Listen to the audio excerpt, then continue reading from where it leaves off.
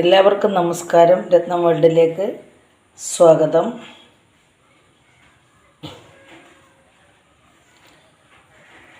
ഇന്ന് ഞാൻ തയ്യാറാക്കാൻ പോകുന്നത് വെജിറ്റബിൾ സ്റ്റൂ ആണ്. നമുക്ക് വളരെ പെട്ടെന്ന് തയ്യാറാക്കാൻ പറ്റുന്ന ഒരു കറിയാണ്. നമുക്ക് അപ്പത്തിൻ്റെ കൂടെയും ഇടിയപ്പത്തിൻ്റെ കൂടെയും ചപ്പാത്തിയുടെ കൂടെയും പൊറോട്ടയും ഒക്കെ കഴിക്കാൻ പറ്റത്തക്ക രീതിയിലുള്ള ഒരു വെജിറ്റബിൾ സ്റ്റൂ ആണ്. ഇത് പെട്ടെന്ന് നമുക്ക് തയ്യാറാക്കാൻ പറ്റും, ബുദ്ധിമുട്ടൊന്നുമില്ല. അതിനായിട്ട് ഞാൻ എടുത്തിരിക്കുന്നത് 2 കിഴങ്ങ്, അതായത് ഉരുളൻ കിഴങ്ങ്. അത് ഞാൻ ചെറുതായിട്ട് അരിഞ്ഞ്, ചെറുതായിട്ടില്ലാണ്ട് ഈ വലുപ്പത്തിൽ നമ്മൾ അരിഞ്ഞ് എടുത്ത് വെച്ചിട്ടുണ്ട്. പിന്നെ 2 മീഡിയം സൈസ് ക്യാരറ്റ് നണ്ട് ഇതേ രീതിയിൽ അരിഞ്ഞ് വെച്ചിട്ടുണ്ട്. പിന്നെ ഒരു 2 മീഡിയം സൈസിലുള്ള സവാള ഇങ്ങനെ അരിഞ്ഞ് വെച്ചിട്ടുണ്ട്. പിന്നെ ഒരു 5-6 ബീൻസ് അതും ഇതേ രീതിയിൽ അരിഞ്ഞ് വെച്ചിട്ടുണ്ട്. അപ്പോൾ എല്ലാം ഒരേ അളവിലെടുത്തിട്ടുണ്ട്. പിന്നെ 3 പച്ചമുളക് എരിവിനനുസരിച്ച് നമ്മൾ ഈ കറിക്കെന്ന് പറയുമ്പോൾ വളരെ എരിവ് കുറവുള്ളൊരു കറിയാണ്. അധികം എരിവ് നമ്മൾ ചേർക്കാറില്ല. അപ്പോൾ ഞാൻ 3 പച്ചമുളക് എടുത്തിട്ടുണ്ട്. അപ്പോൾ ഇത് എരിവ് കൂടുതലായിരിക്കും എന്ന് എനിക്ക് തോന്നുന്നു, എങ്കിലും കുഴപ്പമില്ല. അപ്പം നമ്മൾ തേങ്ങാപ്പാലിനകത്താണ് ഇത് വേവിക്കുന്നത്. അപ്പോൾ 2ാം പാലും 1ാം പാലും. 2ാം പാലെന്ന് പറയുമ്പോൾ നമ്മൾ ഒരു മീഡിയം പരുവത്തിലുള്ളൊരു തേങ്ങയാണ്, അതിൻ്റെ പാലാണിത്. 2ാം പാലും 1ാം പാലും. അപ്പോൾ 2ാം പാൽ ഒഴിച്ചാണ് നമ്മളിത് കുക്കറിലിട്ടാണ് ഞാൻ വേവിച്ചെടുത്ത് കറി തയ്യാറാക്കുന്നത്. അപ്പോൾ അതിനകത്ത് നമ്മൾ അധികം മസാലകളൊന്നും ചേർക്കാറില്ല. നമ്മൾ പട്ട, ഒരു ചെറിയ പട്ട, 2 ഗ്രാമ്പൂ, 2 ഏലക്ക, ഇച്ചിരി ഇഞ്ചി, കുരുമുളക്, ഇതൊക്കെയാണ് നമ്മൾ ഇതിനകത്ത് ചേർക്കുന്നത്. അപ്പോൾ വളരെ വലിയ മസാലകളൊന്നും ചേർക്കാറില്ല. അപ്പോൾ നമുക്കിത് തയ്യാറാക്കുന്നത് എങ്ങനെയാണെന്ന് നോക്കാം. അതിനായിട്ട് ഞാൻ കുക്കറിലിട്ടൊന്ന് വേവിക്കാൻ പോവുകയാണെങ്കിൽ കുക്കറിലോട്ട് മാറ്റാം ഇതെല്ലാം.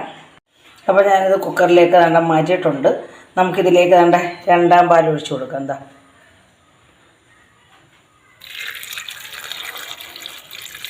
2ാം പാൽ നമ്മൾ ഇതിങ്ങനെ നമുക്കിത് വെന്ത് കഴിഞ്ഞ് നമുക്ക് 1ാം പാലും ചേർക്കണമല്ലോ.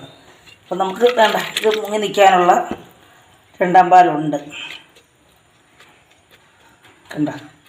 നമ്മളിത് വെന്ത് വരുമ്പം ഈ വെജിറ്റബിളിൻ്റെ വെള്ളവും കൂടെ ആകുമ്പോൾ ഇത്രയും നമുക്ക് മതി. വേണമെങ്കിൽ കുറച്ചുകൂടെ ഒഴിച്ചു കൊടുക്കാം, ഉള്ളതുകൂടെ അങ്ങ് ഒഴിച്ചു കൊടുക്കാം. ഞാൻ കൂടുതൽ വെള്ളം വേണ്ടുന്നവർക്ക് കൂടുതൽ ചേർക്കാം, കൂടുതൽ കുറവ് വെള്ളം മതിയവർക്ക് അത്രയും വെള്ളം ചേർക്കാം. അപ്പോൾ നമ്മൾ ഇതിലേക്ക് ഒരു 1/4 സ്പൂൺ ഉപ്പേ ഞാൻ ചേർക്കുന്നുള്ളൂ. ഉപ്പ് കൂടിയാലൊക്കെ നമുക്ക് ശരിയാവത്തില്ല. ഇതിന് ഉപ്പ് കൂടുതൽ, ആവശ്യത്തിനുള്ള ഉപ്പേ ആകാവുള്ളൂ. അപ്പോൾ നമുക്ക് ഇത് അടച്ചു വെച്ച് ഞാൻ ഒരു വിസിലടിച്ചിട്ട് 5 മിനിറ്റ് അല്ലെങ്കിൽ 4 മിനിറ്റ് ലോ ഫ്ലെയിമിൽ ഇതൊന്ന് അടുപ്പ് 2-4 വേണ്ട, ഒരു വിസിലടിച്ചതിന് ശേഷം ഹൈ ഫ്ലെയിമിൽ ഒരു വിസിലടിച്ചതിന് ശേഷം ലോ ഫ്ലെയിമിൽ ഒരു 2-3 വിസിലടിച്ച് നമ്മൾ ഇറക്കി വെച്ച് ആവി കളഞ്ഞിട്ട് നമുക്ക് കറി തയ്യാറാക്കാം.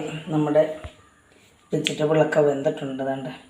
നമ്മൾ ഈ തേങ്ങാപ്പാൽ ഒഴിച്ച് വെക്കുമ്പോൾ ഇങ്ങനെ ഒരു കുഴപ്പമുണ്ട്. ഇങ്ങനെ പിരിയുന്ന പാലല്ല, 2ാം പാലല്ല, തേങ്ങ ഇങ്ങനെ പിരിയും.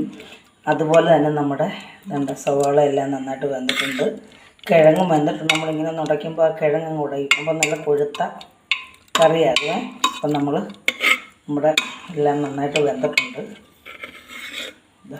ഉണ്ട് പ്രത്യേകിച്ച് നമ്മൾ കൊഴുക്കേണ്ട ആവശ്യമില്ല.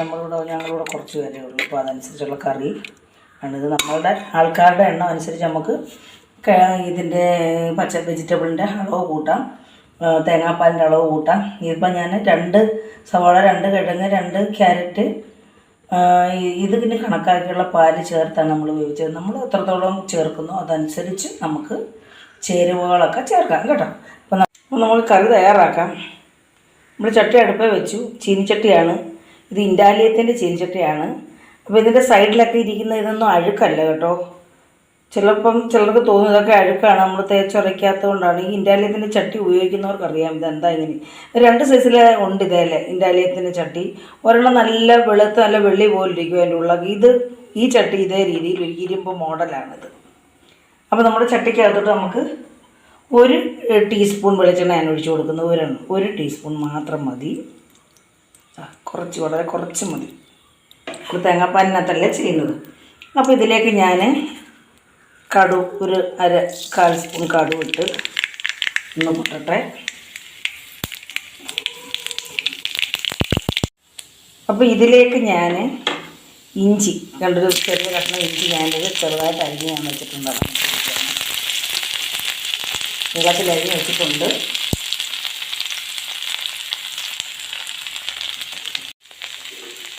എന്നിട്ട് ഇതിലോട്ട് ഞാൻ ഈ പറഞ്ഞ പോലെ ചെറിയൊരു കഷ്ണം പിന്നെ പട്ട, 3 ഗ്രാമ്പു, 2 ചെറിയ ഏലയ്ക്ക. ഞാൻ പറഞ്ഞില്ല നമുക്ക് ഇഷ്ടമുള്ള അനുസരിച്ച് നമുക്ക് ചേർക്കാം. നമുക്ക് എത്രത്തോളം ഇഷ്ടമാണോ അതനുസരിച്ച് നമുക്കിതിൻ്റെയൊക്കെ അളവ് കൂട്ടാം. നമുക്കിതിൻ്റെ ഫ്ലേവർ വലിയ ഇഷ്ടമില്ല. അതുകൊണ്ട് പിന്നെ ഞാൻ 2 വറ്റൽമുളക് ഇട്ട് കൊടുത്ത്, 2 കറിവേപ്പില ഇട്ട് കൊടുത്ത്, 5-6 കറിവേപ്പില ഇട്ട് കൊടുത്ത് ഇതൊന്ന് ഇളകിയതിന് ശേഷം നമ്മളിതിലേക്ക് പൊടിച്ച് വെച്ചിരിക്കുന്ന പെരുംജീരകപ്പൊടിയാണ്. ഇത് ഞാൻ ഒരു 1/4 സ്പൂൺ ചേർത്ത് കൊടുക്കുകയാണ്. എന്നിട്ട് നമ്മളിതിലേക്ക് ഒരു ചേരുവയും കൂടെ ചേർത്ത് കുരുമുളക് പൊടി, അധികം പൊടിക്കാത്തതാണ്, ക്രഷ് ചെയ്ത പോലുള്ള ഒരു 1/4 സ്പൂൺ കുരുമുളക്. നമുക്ക് എരിവ് എത്രത്തോളം വേണോ അതനുസരിച്ച് നമുക്ക് ചേർത്ത് കൊടുക്കാം. കുരുമുളക് പൊടി ചേർത്തു. ഇതൊന്ന് ഇളക്കി കൂട്ടി കൊടുത്തതിന് ശേഷം നമുക്ക് വേവിച്ച് വെച്ചിരിക്കുന്ന നമ്മുടെ വെജിറ്റബിൾ അങ്ങ് ഇട്ട് കൊടുക്കാം.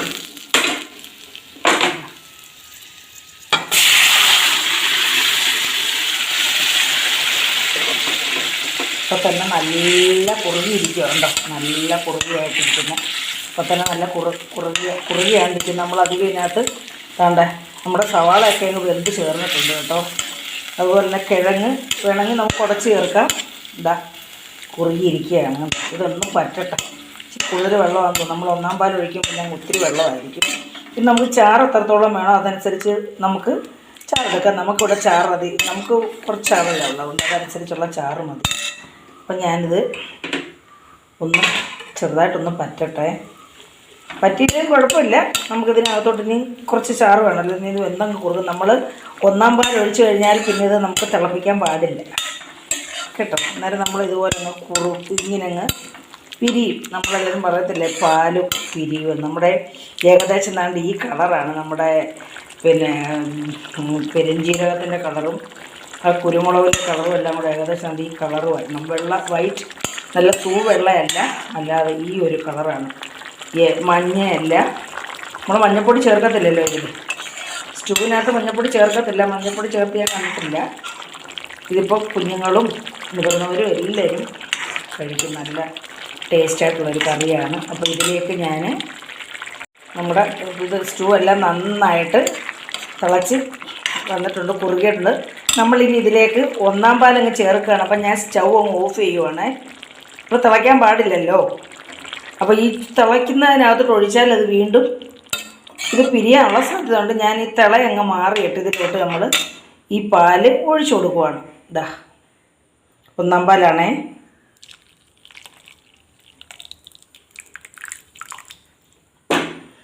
പാൽ ഒഴിച്ചു കൊടുത്ത് ഇത് ഇങ്ങനെ ഇളക്കി നമുക്ക് സ്റ്റൗ കത്തിച്ചിട്ട് ഇത് കൈവിടാതെ ഒന്ന് ഇളക്കി കൊടുക്കാം. സ്റ്റൗ കത്തിക്കുക, കൈവിടാതെ ഇളക്കണം.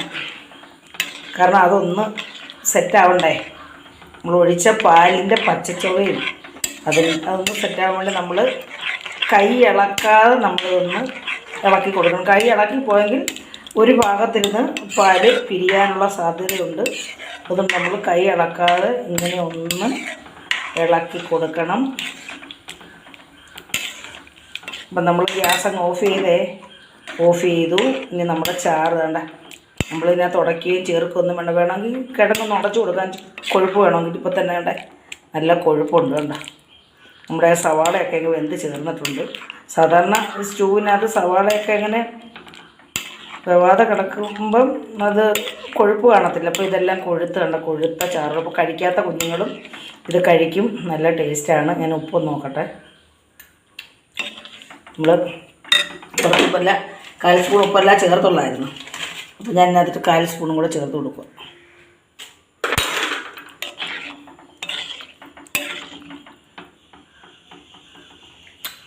അപ്പോൾ നല്ല ടേസ്റ്റുണ്ട്. ആവശ്യത്തിന് എരിവും ഉപ്പും എല്ലാം ഉണ്ട്. അപ്പോൾ നമ്മുടെ കറി ഇവിടെ റെഡി ആയിട്ടുണ്ട്. നമുക്കിത് സെർവിങ് പ്ലേറ്റിലേക്ക് മാറ്റാം. അപ്പം നമ്മുടെ വെജിറ്റബിൾ സ്റ്റൂ ഇവിടെ റെഡി ആയിട്ടുണ്ട്. എല്ലാവർക്കും ഇഷ്ടപ്പെട്ട് കാണുമെന്ന് വിശ്വസിക്കുന്നു. എല്ലാവരും ഇഷ്ടപ്പെട്ടിട്ടുണ്ടെങ്കിൽ പെട്ടെന്ന് തയ്യാറാക്കാൻ പറ്റുന്നതാണിത്. വളരെ ചേരുവകളൊന്നും വേണ്ട അധികം. എല്ലാവർക്കും ഇഷ്ടപ്പെട്ടിട്ടുണ്ടെങ്കിൽ ആദ്യം ഒന്ന് ലൈക്ക് ചെയ്യുക. നിങ്ങളുടെ അഭിപ്രായങ്ങൾ കമൻറ്റ് ബോക്സിൽ രേഖപ്പെടുത്തുക. ബന്ധുക്കൾക്കും സുഹൃത്തുക്കൾക്കും ഇഷ്ടപ്പെട്ടിട്ടുണ്ടെങ്കിൽ ഒന്ന് ഷെയർ ചെയ്ത് കൊടുക്കുക. പിന്നെ സബ്സ്ക്രൈബ് ചെയ്യാത്തവരൊന്ന് സബ്സ്ക്രൈബ് ചെയ്തൊന്ന് സഹായിക്കുകയും ചെയ്യണേ. അപ്പോൾ അടുത്തൊരു നല്ല വീഡിയോ ആയിട്ട് വരുന്നവരെയും എല്ലാവർക്കും എൻ്റെ നന്ദി, നമസ്കാരം.